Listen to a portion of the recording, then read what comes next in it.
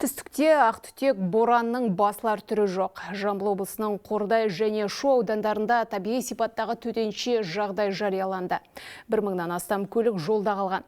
Аймақта құтқару жұмыстар жүргізіліп жатыр. Кешелі бері 5000 адам қар құрсауынан құтқарылды. Құрметті жерлестер, перевал. Шықпаңыздар жолға, қаласыздар жолда. Нулевой видимость, қар еще, жол жоқ. Жолда қалған жолаушылар осындай хабарлама жіберіп, елге ескерту жасап жатыр. Ақтүтек бораннан түк көрінер емес. Қазір аймақта арнайы штаб құрылды. Көмекке көрші Алматы облысы мен Қырғыз Республикасының да мамандары тартылды. Арнайы бекеттер орнатылып, ыстық тамақ дайындалып, жылыту пункттері де құрылды. Кеше түнгі сағат 3-те келеміз, содан бері тұрмыз. Кеше мына тамағын, балдар пассажирлерге тамағын таратып жатыр. Сәләрісін берді қазір. Сәләрісін құйып алды. Рахмат балдар сіздерге. Рахмат, чоң рахмат. Мамандар ескертуді елемей жолға шығып кеткендер көп дейді. Мұндай әрекеттер азаматтардың ғана емес, құтқарушылардың өміріне қауіп төндіреді.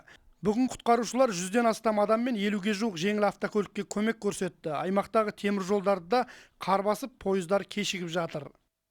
Құтқару жұмыстары қазіргі таңда жалғасуда. Ол үшін 171 адам, 76 бірлік арнайы техника жұмылдырылды. Жолдарда блок бекеттерде полиция нарядтар қойылған.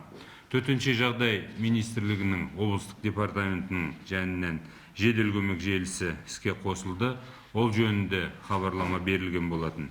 Қазір уақытта Қордай және Шу аудандарында қосымша 825 орындық 9 жылыту пункттары тағы да ұйымдастырылып жатыр.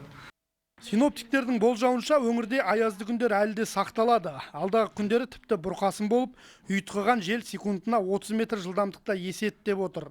Қазір барлық бағыттағы автожолдар жабық. Құтқару жұмысы әлі де жалғасып жатыр. Аймақ тұрғындарына жолға шықпау туралы ескерту жасалды. Айбол Қараш, Жібек жолы, Жамбыл облысынан.